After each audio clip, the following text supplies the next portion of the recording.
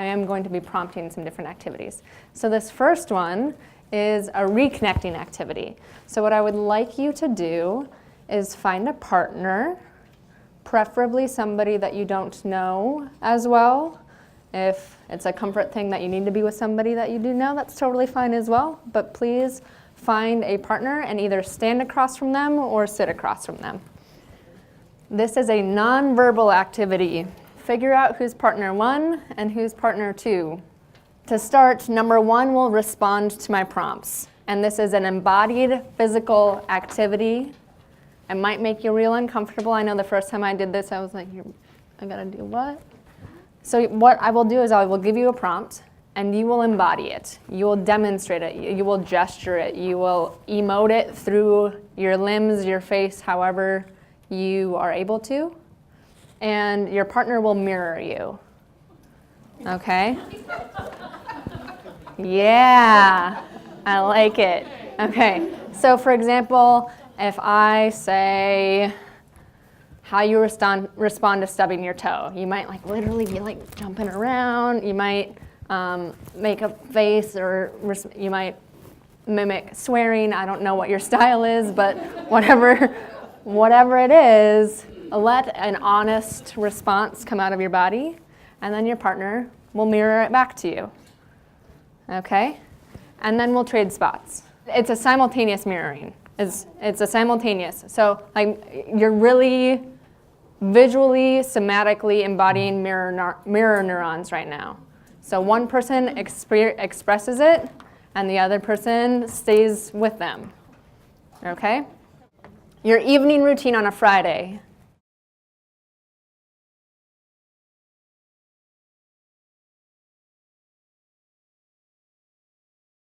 And what you're doing when you feel most alive.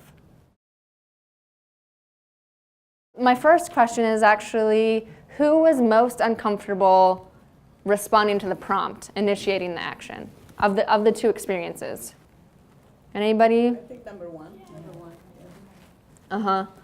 And why was that more uncomfortable for you? Anybody willing to speak to it? Hard to think of. For me, it was hard to think of how to demonstrate. It was hard to think of? Especially with someone you just get to know. Uh-huh. And there was a little bit of vulnerability of like, I'm showing you my experience. Any other comments about the experience of doing this in your body rather than with your words?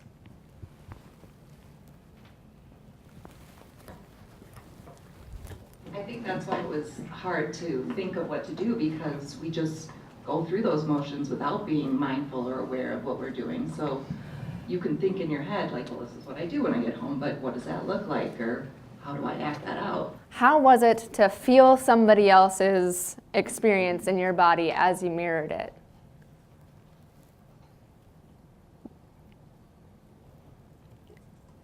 Did you notice a shift in your experience when you were mirroring somebody else's actions, besides the giggliness that came with?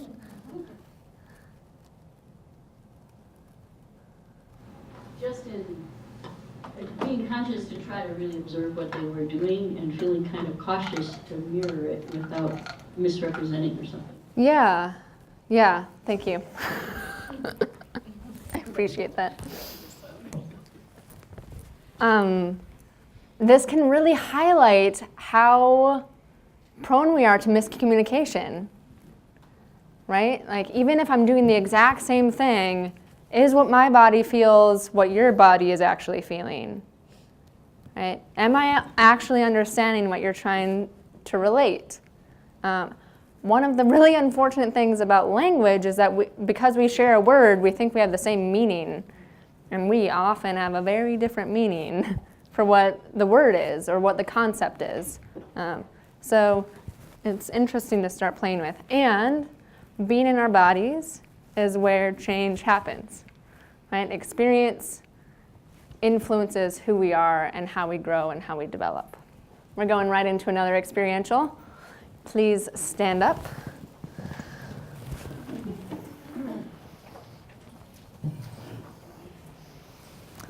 This is a 3-ish part experiential. So the first part, you have two things that you're responding to. Walk or stop. Any questions? Okay, pretty simple, right? So walk.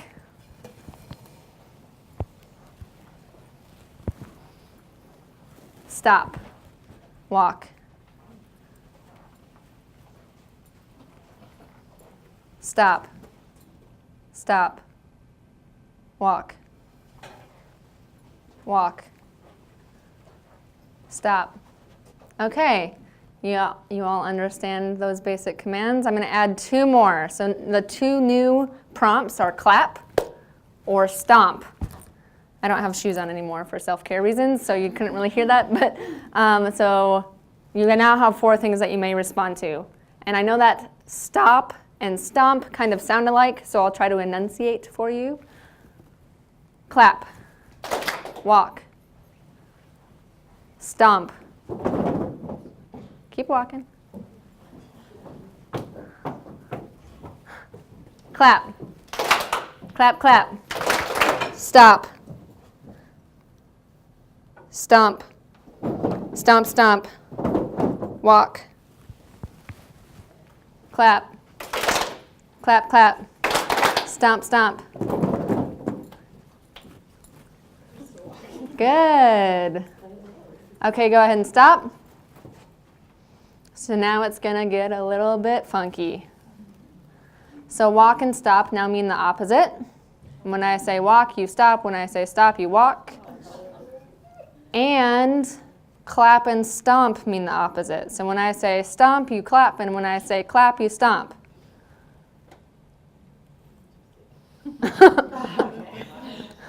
All right, take a deep breath. Just do it to the best of your ability. Walk. Clap. Stop. Clap. Stomp, stomp. Stop. Ooh, good. Stop. Clap. Walk. Stomp, stomp. Stomp, stomp. Walk. Clap. Good. Go ahead and go back to your seats. Experience shapes who we are, and the more we experience something, the more ingrained it is, right? So it took effort to have a different experience with something that you have so well practiced, like walk and stop and clap. Right? Those are like 4K sort of things that we work with, right? And it is an embodied experience of the brain and how the brain works in our nervous system and in our bodies. There's a famous quote by Donald Hebb that neurons which fire together wire together. So your body knows that the word walk means move my legs, right? That it's an arbitrary word, but it's wired with an action. It's wired with an experience in your body. When it comes to trauma and the experiences of trauma and the things that get wired together, we are working with a lot of different things. So I'm not going to spend a lot of time on this because I want to get to some of the other content this afternoon, but the brain impact of trauma is on the gray matter. So that part of that means that it reduces how much your brain connects to other things, connects to planning, organization, those executive function things that we value so much in school settings can be reduced and impacted. We have seen that trauma, especially long-term trauma or extreme types of trauma, will impact the corpus callosum, meaning that the middle part of your brain that helps communicate between the hemispheres is reduced. And part of that has to do with the fact that the axons, the part of the neurons that communicates, that sends the signal, loses its myelination. It loses its action in sending those messages because your brain is more concerned with survival than with some of those other types of communication. That information of trauma, especially after freeze experiences, gets locked in our amygdala most of the time.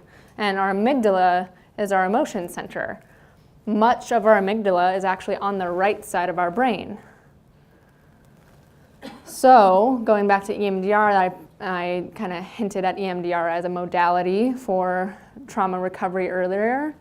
The bilateral experience of EMDR can help stimulate the bilateral communication in the brain and encourage that communication, that information to be processed more than just in the amygdala.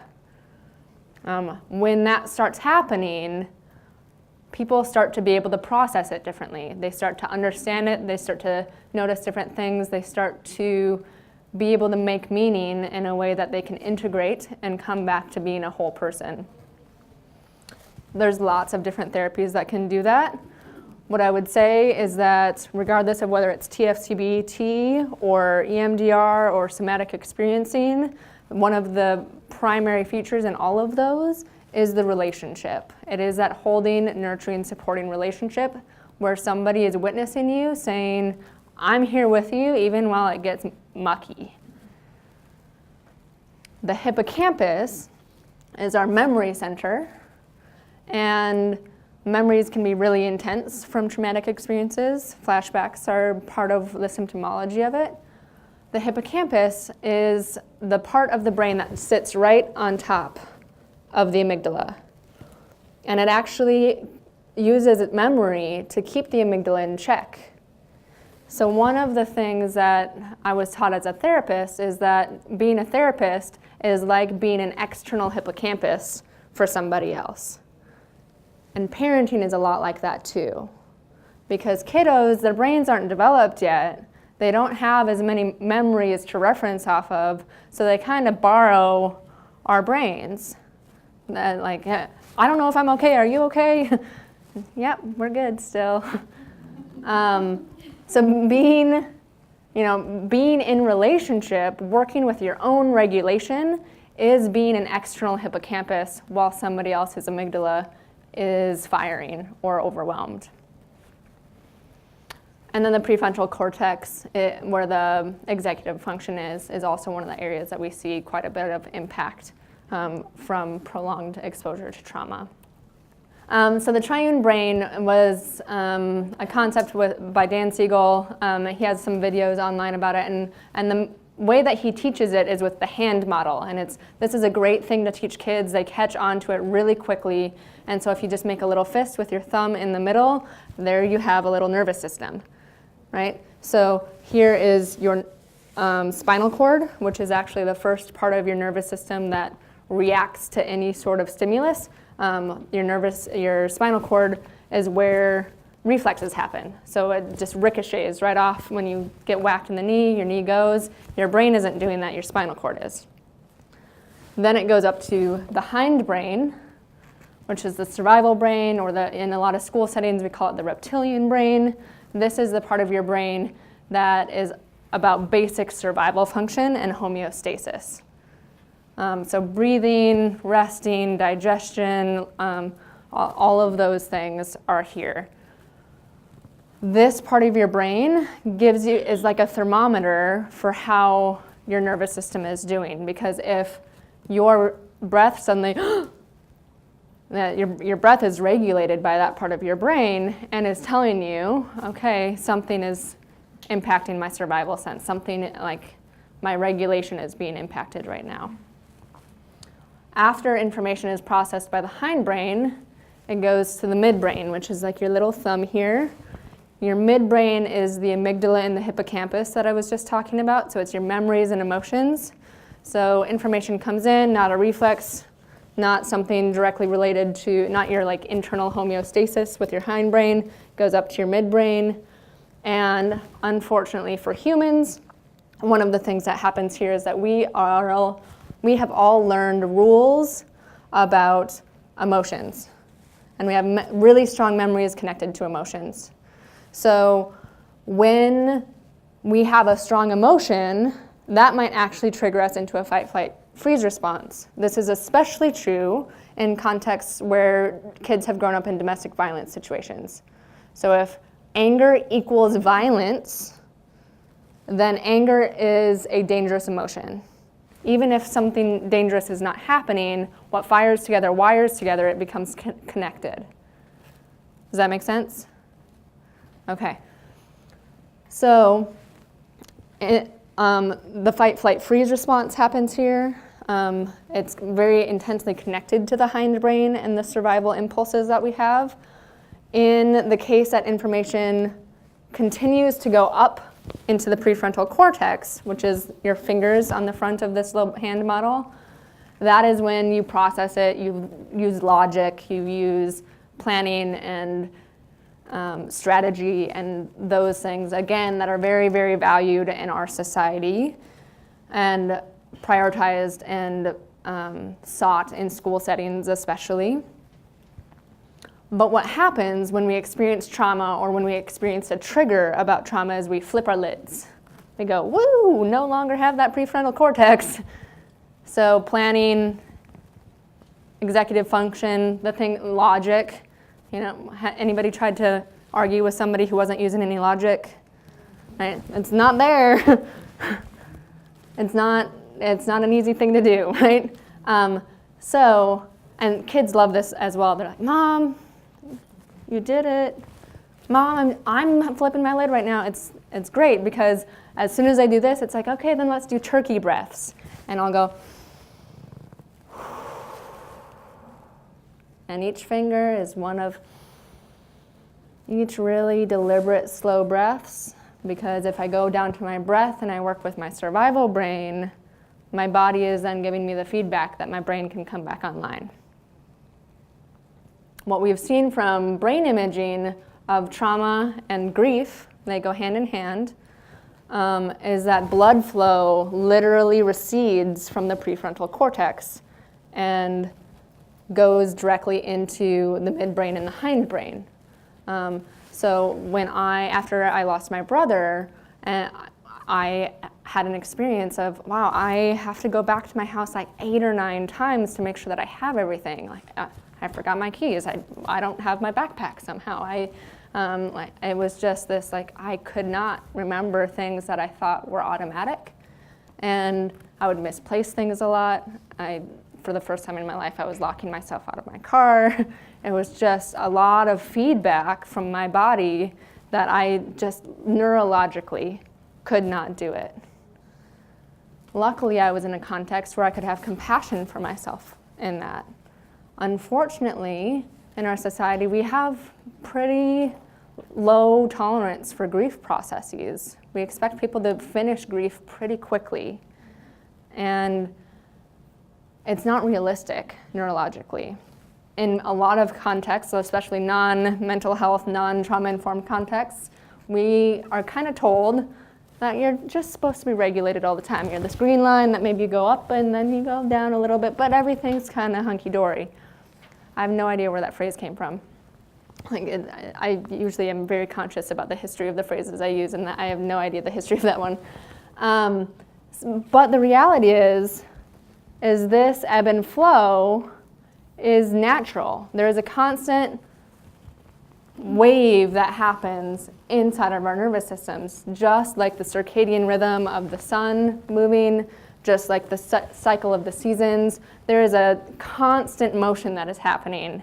And for some reason, there has become a value on being static, on I'm always okay. Somebody asks you at the grocery store, how you doing? Fine. Right? There's not a lot of authenticity or flexibility with that norm. Many people experience more like this yellow line, where they flirt with the edges with various different things. So for example, this yellow line might be somebody who has a hard time waking up in the morning and maybe presses snooze 6 or 7 times. They're just on that edge of waking up, and then they get their caffeine and they're like, woo, ready to go. And they might have a little caffeine crash a little bit later. And maybe they have some sort of trigger or big stressor at work. Maybe a deadline is coming up and they're like, oh my gosh, I'm not ready for this thing. Or they have a stressful work evaluation and they get overstimulated a little bit. The great thing about this yellow line is that even though there's moments of dysregulation, this person is staying within their zone of proximal development.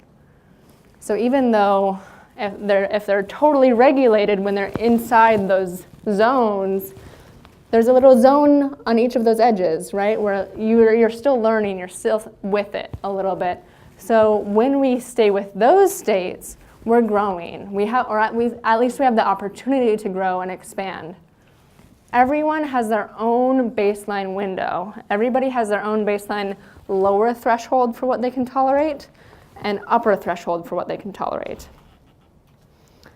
So for me, my window has changed over time. And at this point in time, my lower threshold is probably really low. Like it goes deep into that, send me all the depressed clients. Don't actually, but I can sit with depression and sadness and grief, traumatic grief, works for me. I can be there with people and still be regulated as far as those signs of regulation on that sheet where I'm present, I'm clear-headed, I feel competent, I'm with it, right?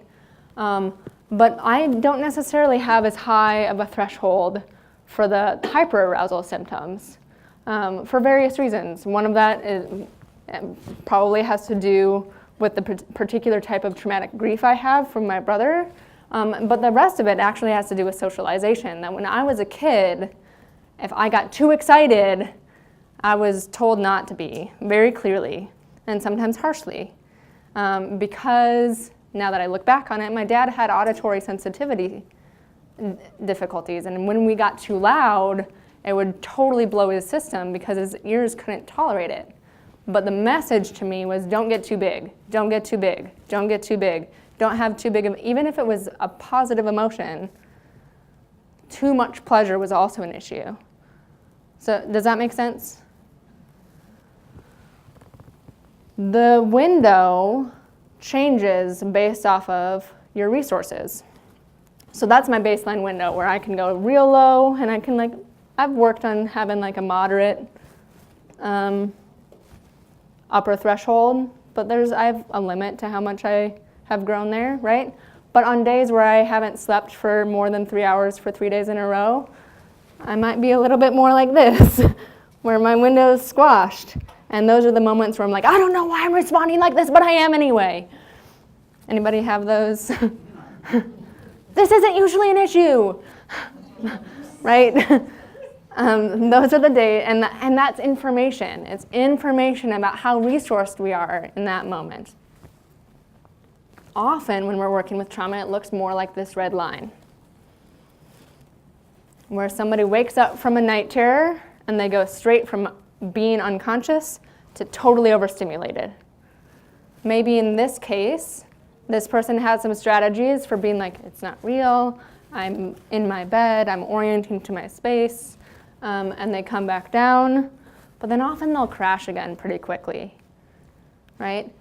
And then they'll come back up and they might be functioning for a little bit, but then there's a trigger, and what we might see is ping-ponging from hyper to hypo to hyper to hypo, and just I'm overwhelmed, I'm collapsed. I'm overwhelmed, I'm totally collapsed, right? And this is kind of the epitome of an infant, right? So infants are either sleeping or crying in a lot of cases. That's an exaggeration, of course, but there's a process of navigating not being able to regulate and the crash that comes after that. And there's a lot of learning that happens at that age, and there's a lot of processing and wiring that happens from that experience. But as we get older, this is really stressful. It's not a very pleasant experience for people. And this is where a lot of the behaviors that are very stigmatized in our society come in.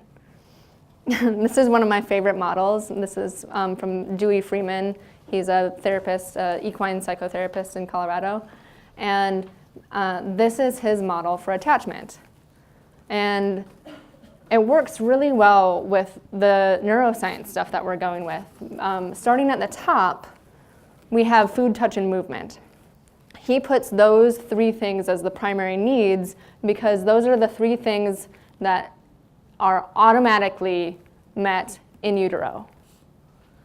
So in utero, you have automatic access to food, you have automatic access to touch, you have automatic access to movement by virtue of being inside of another human being, right? So those are really basic needs that once birth happens, a baby has to negotiate for the first time in their life, right? So they have a need for one of those things, and then they express it. They go to the right side of that cycle, and they might go, I need a diaper change, right? And ideally, someone will go, oh, you're squirmy. Let me just check. Are you hungry? Nope. Oh, you need a diaper change. Great, let's take care of that. So then the needs are met, and then the baby goes, oh, I'm okay. And infants are going through this super fast. It's like, need? Fine. Need? Okay, I'm good. Nah, I want this other thing too, right? It's about going through this multiple times that develops a sense, an internalized sense that the world is okay and that I will be met, my needs will be met in relationship. In the context that a newborn or a child doesn't get this, you might see one of those other 3 things happen. Rage, because it's kind of infuriating to consistently be let down or consistently not have your needs met. Shut down, that's going back to the fawning and the learned helplessness, right? So how not getting your needs met consistently can trigger those trauma reactions. And then one of the other things that we'll see is addiction to those needs themselves. So if I know that if I ask for something or if I need something that it's going to be met by a person, then I trust the person.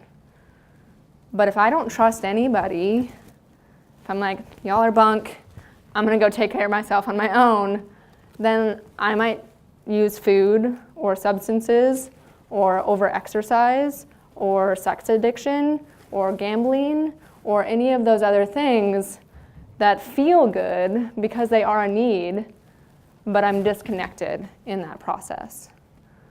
And then the cycle gets faster, right? Because there's an attempt to regulate through that. There's an attempt to feel better, but it's missing relationship.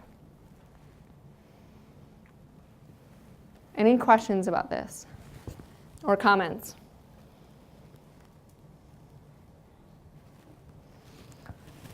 This is a model for parent-infant attachment, but the reality is, as far as orienting to space and developing safety in relationship, we're kind of always doing this with everybody.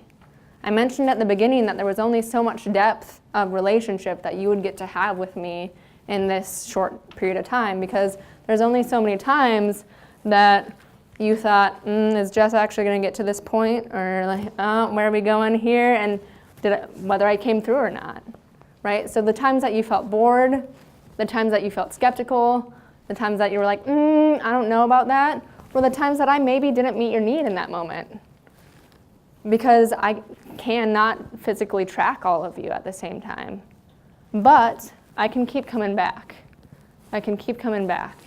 There's always another opening and another opportunity. We are constantly figuring out trust and safety in every single relationship. It's through this process of self-regulation, through this process of self-reflection, that we expand our capacity for pain, that we expand our capacity for the inconvenient and uncomfortable, and we hold ourselves through it. And the more we hold ourselves, the more we can stay regulated even when the people we work with are not or cannot be regulated themselves. Because as we stay consistent in that, they get to go through that trust cycle. They get to go, I have a need, it's met. I have a need, it's met. And then they might have a moment where they're like, really scary that you meet my needs because nobody's met my needs and I really don't want to trust that and that might be too much, right? And then you're like, that's cool too, I'll be here. The more that we hold ourselves, the more that we can hold other people that we work with. the more that they can learn to hold themselves and the more that they can show up for their kids. That is where the sustainability in this process comes in, is in the constant practice of relationship with self so that I can show up in relationship with other.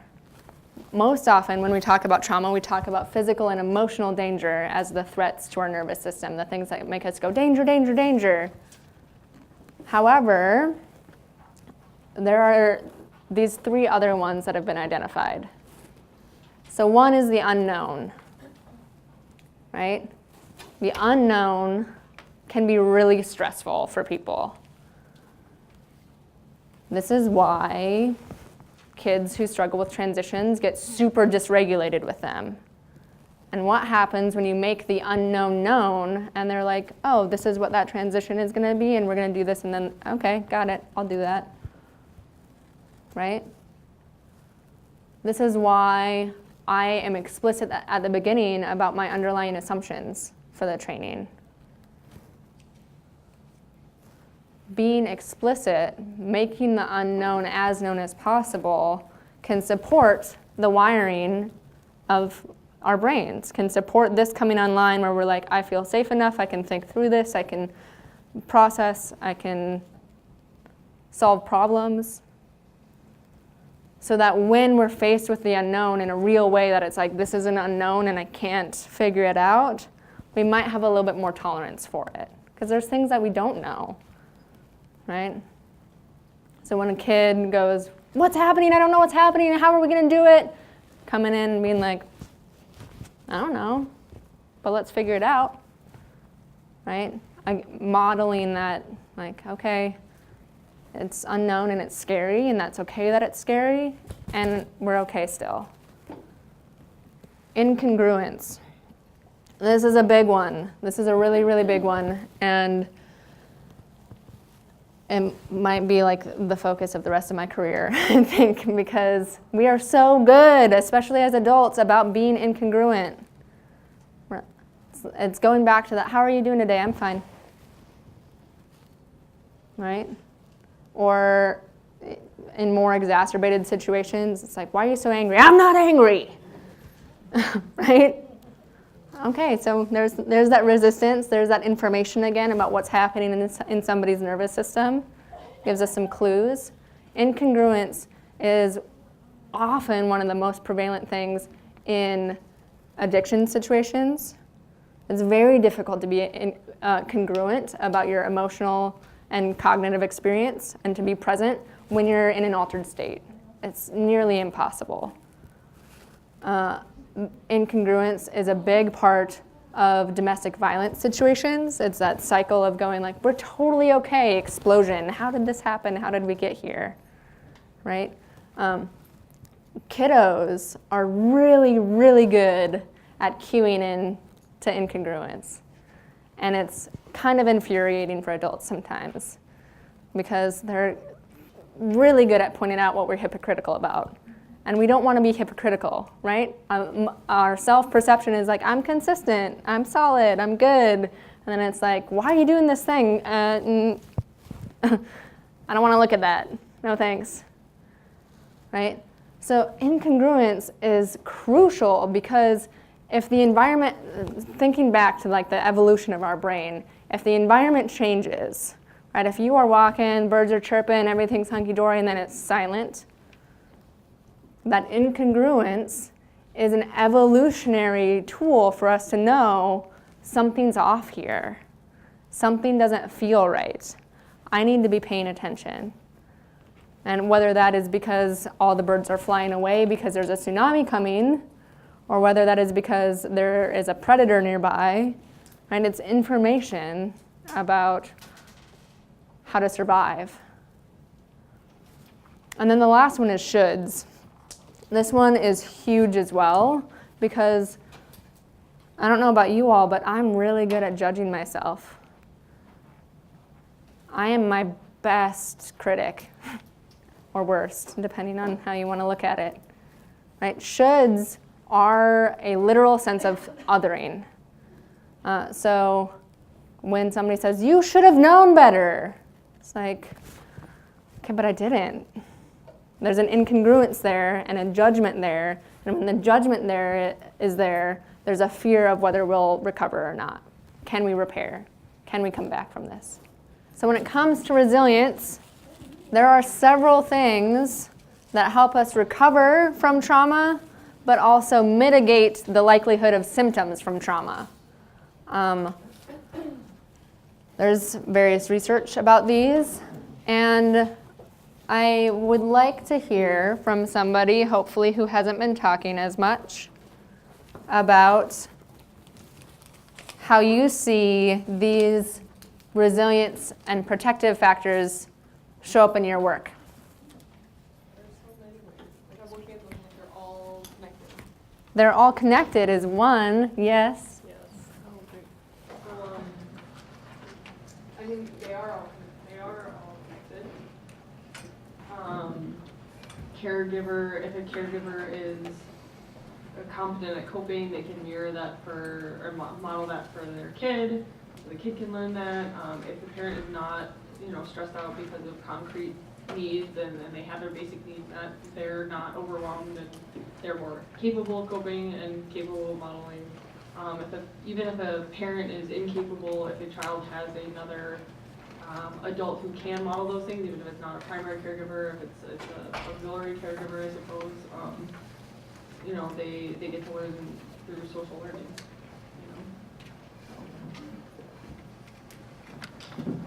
So in the context of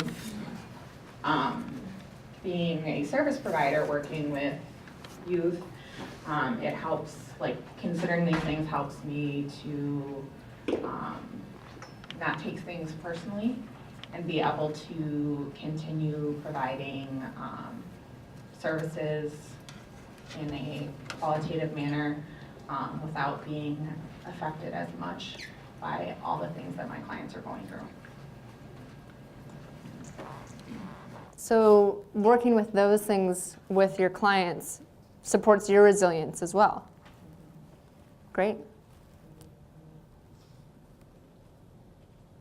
Any other comments?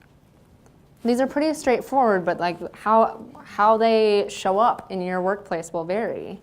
I have the term regulating interventions on these next three things, partly because I'm a therapist, but really it just means like these are the things that support resilience. These are the things that we can build and offer either in our work environment, because if it's in our work environment then we show up better, or explicitly when we're working with people.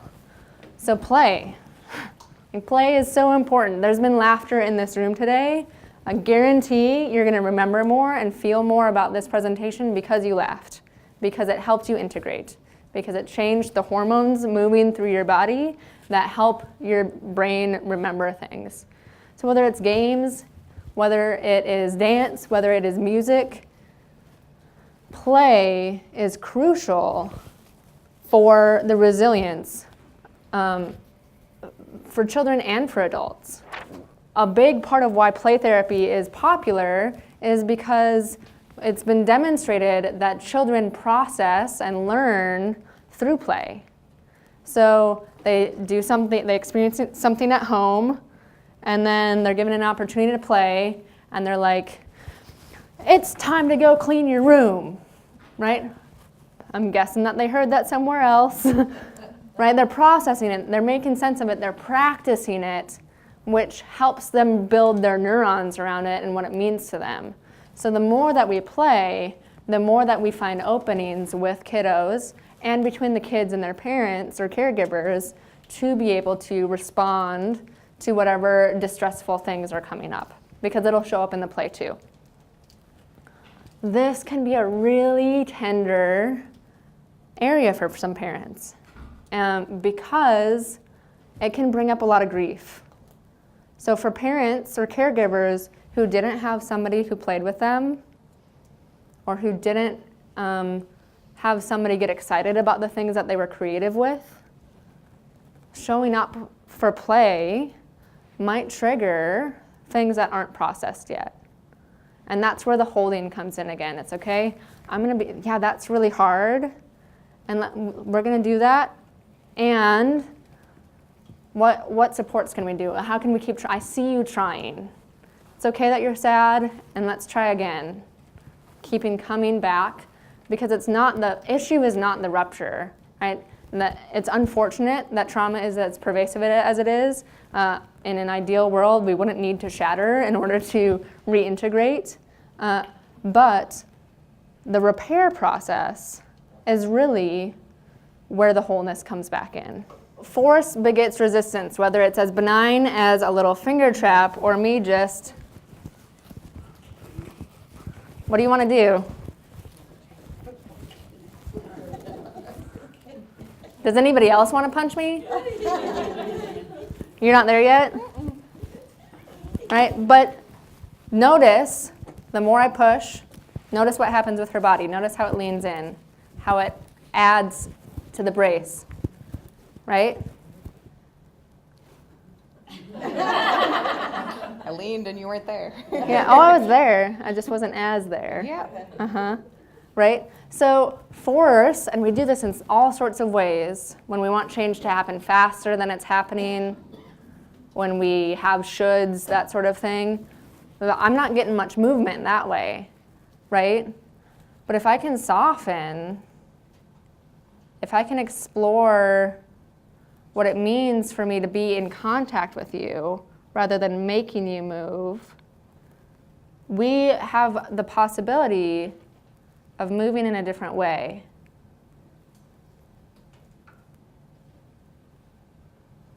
And it might be slow work.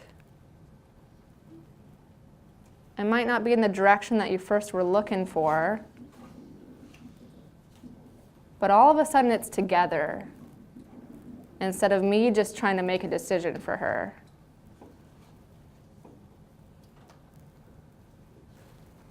Are you willing to share what that shift was like? Yeah, it just was much more like calm and in tune versus just like so like butting heads. So yeah, it's not so abrasive. Yep. Thank you. Yeah. In order for me to move Neely, I had to soften. Vulnerability is softness. It's engaging with self. It's being tender. It is the birthplace of wholeheartedness, as Brené Brown refers to it. And especially when we're working with people who have a lot of trauma, exploring honesty with that has the potential to make that pain become something else. Thank you all for your participation. It's a lot of content in one day. I imagine that you might be as tired as I am. Thank you. Thank you.